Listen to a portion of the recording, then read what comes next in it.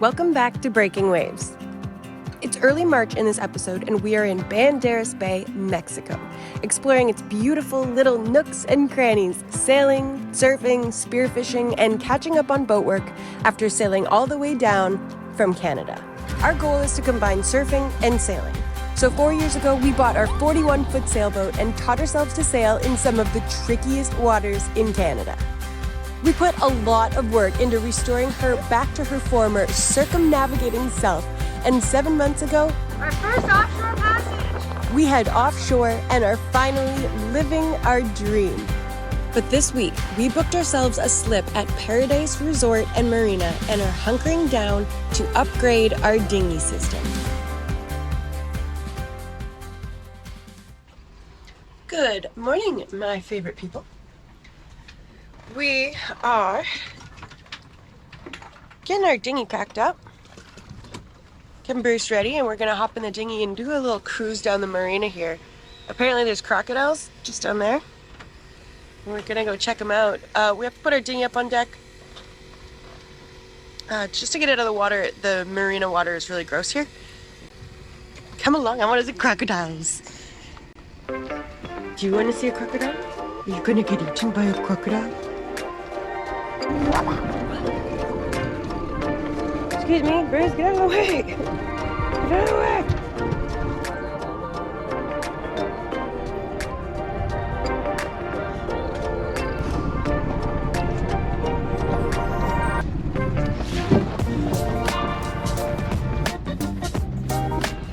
So, a little bit of information as to why we are in a marina, which we don't generally like to be. Whoops!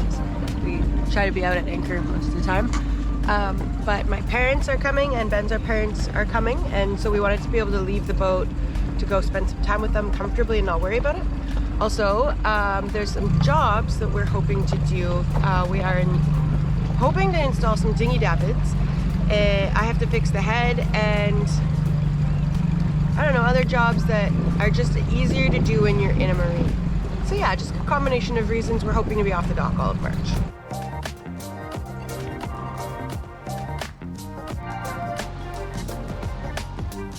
What a cool way to live.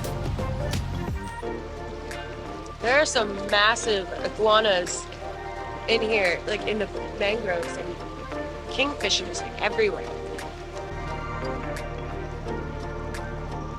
Oh crap, look! Just kidding, it's a stick. Stop doing that.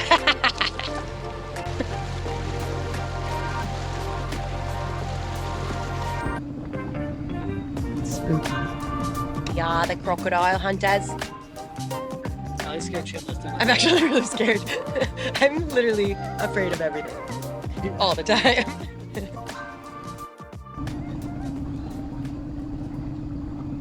What's up, everybody? Ali says I talk in monotone, so I'm trying to raise and lower my voice. We're still here at Paradise Marina. It is the work week, but because I have the time zone on my advantage and I work best in the morning, back home it's 2 hours earlier, so if I get up at 7, that's like 5 a.m. on my work day time technically. So it's enough time to wake up at my own pace, have a coffee, go for a walk, and then maybe do a couple hours of boat work while my brain is fresh. And today that's what we're doing. We are finally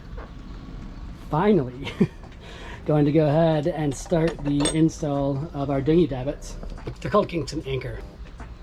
Link below and right here. So they sent us these davits. It's pretty high quality looking components, I would say overall, but these are like off the shelf. They've got probably hundreds of them in their warehouse. You can order them today and they'll ship them to you tomorrow, kind of thing. And we'll install them and hopefully they work out good. While I'm at it, this needs a bit of a cleaning, but this bracket was sent to us by Outboard Brackket. Starboard, a very simple mounting system. This splits in half right here. This took me all of 2 minutes to install probably.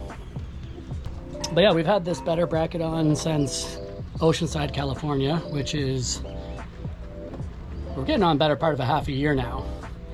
And we've got our 20 horsepower Mercury outboard on this thing, and it's been working flawlessly. I really like this product. It's simple, it seems like it's gonna last, it's beefy, and it looks good. So if you're looking for an outboard mount on your pulpit, I would say this is a good option. Okay, so the pulpit mount here, these are sort of the key, I would say. These are gonna mount onto my transom vertically. I'll show you in a second. And it's what the davit arm goes into. All right, so I've only got probably another hour and a half or less until I gotta sit down at my screens for 8 hours. So I'm gonna put the camera down and get to work, and I'll show you guys some progress in a little bit.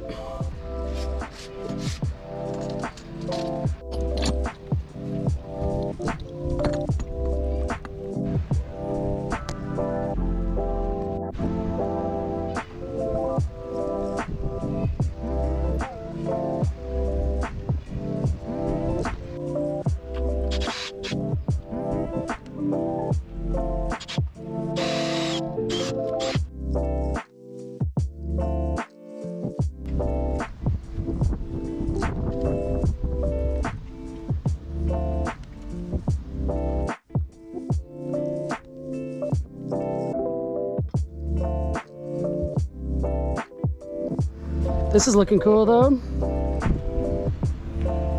We got the first mount loose installed. It's not permanently installed, so I can play around a little bit with the strut and the angle of this bit. Kind of cool just to see that though.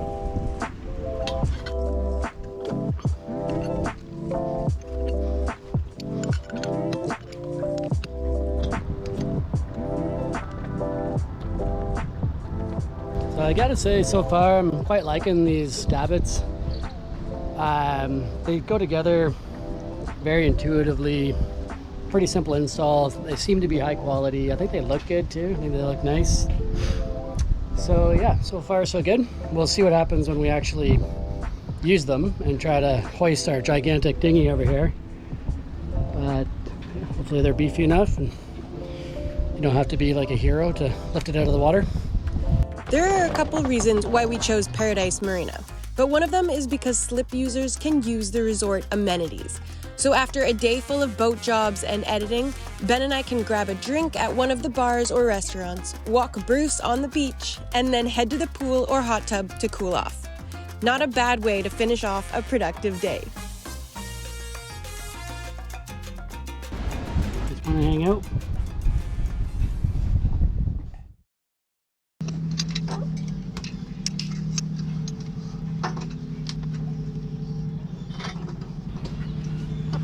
Alright, so a little tip here for you guys. I gotta fill in 2 holes in my boat because when you go to fit everything up, I was just saying how easy it was. It is pretty easy, but when you go to fit it all up, make sure your set screw is letting this strut go all the way up to the top of this and all the way to the bottom of this, or else you're not gonna get as solid a strong strut as you'd want. You're relying too much on a set screw all of a sudden. So I had to, after I realized that this top one didn't go all the way up in, I had to adjust my mount here up a little bit. So not that big of a deal. I'm gonna have backing plates anyway, so I'm not worried about the structural integrity. But, you know, a bit of an eyesore, but let's be honest. Kiana's got a few scars, so I'm not too concerned.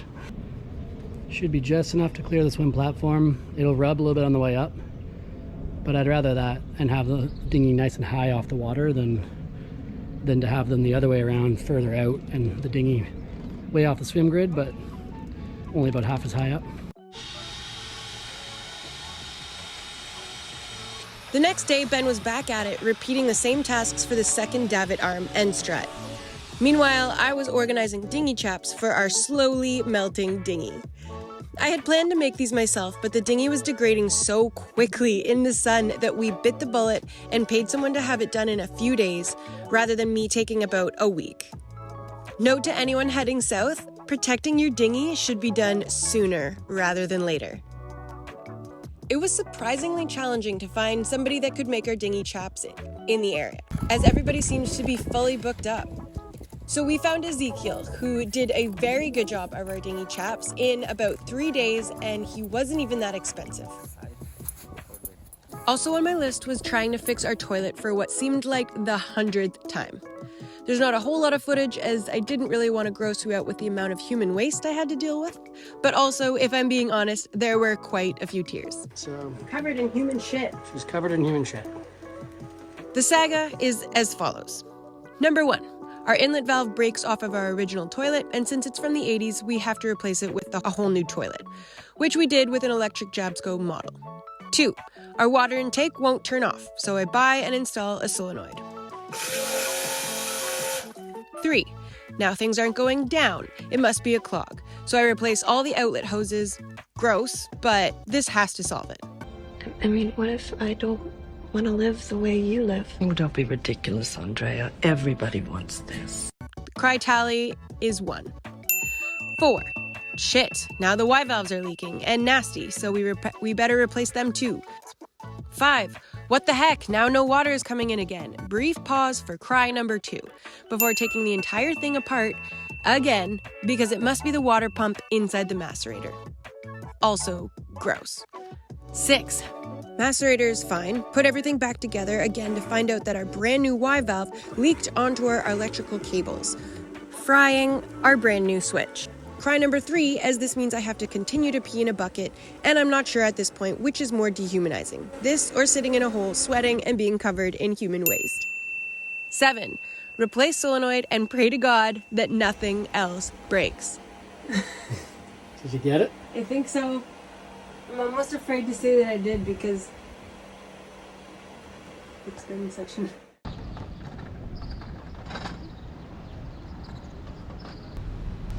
All right, so Chava is here just one day later after we put the order in for the plates. Just gonna go pick them up now, 560 pesos. Can't remember how much that is in dollars. Amigo. You're welcome. Bien. Okay, thank you. Okay, thank you. You're welcome.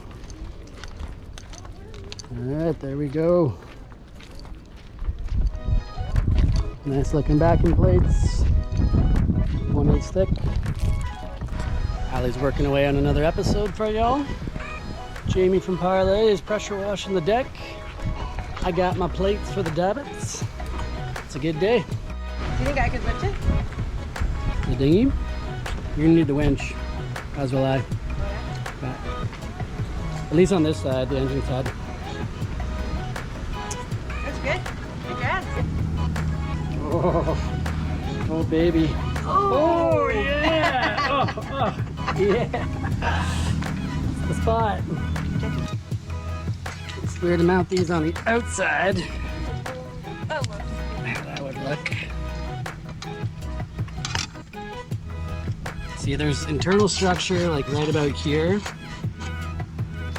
So I could like spread that load out on either side of that internal horizontal structure, or I have to mount it like up here. I think I like the idea of getting this load spread out down below here, a bit away from this opening. Sorry, I'm moving the camera everywhere. Dun, dun, dun, dun. Sorry, I'm bad at like filming projects start to finish, but finished that last night. Here's my honest opinion. Maybe we'll use this, maybe we won't, but I think these Davits are undersized for my dinghy. I think they're like pretty much maxed out on the weight that they can carry, even though I backed them with like metal backing plates and all that. But more importantly, the pulley system right here. This flange is causing all sorts of chafe already. I've only used it once and look at all this chafe. Either way, just the whole system feels a little bit undersized. here's what we learned. When we were first looking at these, they're rated for 300 and something pounds, which this dinghy package is under the rated amount. But what it doesn't say on the instructions or on the spec sheet is that that has to be evenly distributed. So because most of the weight on this dinghy is on the backside where the outboard is, this is the side that doesn't work very well. This side that doesn't have to hoist up the outboard works easy peasy. This side we have to run the line back to the winch. This side is like actually really hard to do, and I sometimes need help from Allie. So yeah, when you look at the rated capacity of these things, make sure you realize that it's meant to be evenly distributed, and that's the lesson learned for us. Something to consider if you're shopping around for dinghy davits, as you may want to size up. All that said, if you have a smaller dinghy, I think it's a great product. I'd say this is really suitable for people with dinghies in like the 10-foot range, with maybe like an 8 to 9 horse, or people that are like just going to put the boat up on the dinghy and put the outboard on the side. But for somebody with, you know, a 10.5-foot, 11-foot dinghy and a 20 horsepower engine, it's a heavy load, and this system might be just a little bit undersized for it. At the end of the day, even if we have to use a winch on one side, we're happy with our new davits. The dink is out of the water underway, and for long passages in big swell, we have the option of putting the outboard on the better bracket. The dinghy is also no longer melting with its fancy new chaps on, so it's safe to say that the dinghy systems are improved and we accomplished what we set out to do. And the reward was to take Kiana out for a day sail and remind ourselves why we do this all. And coming along with us would be Elle from Parlay Revival. Oh, yeah.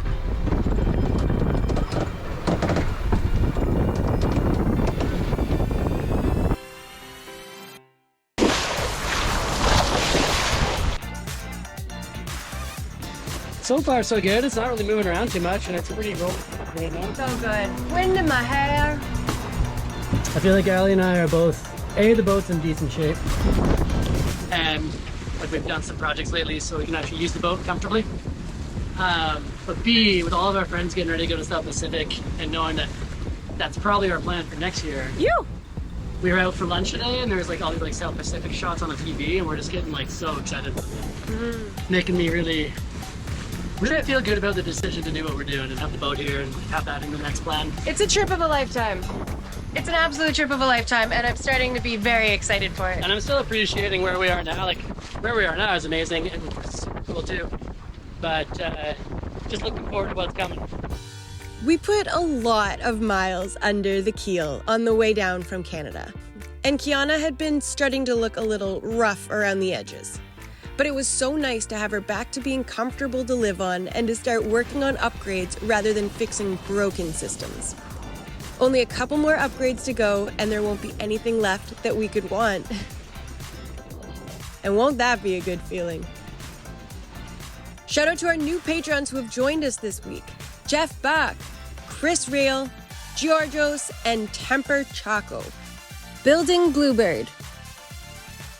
Thank you guys so much for joining the team. And while you're here, why not check out last week's episode, which is all about spearfishing and getting robbed by a couple of birds at the beach.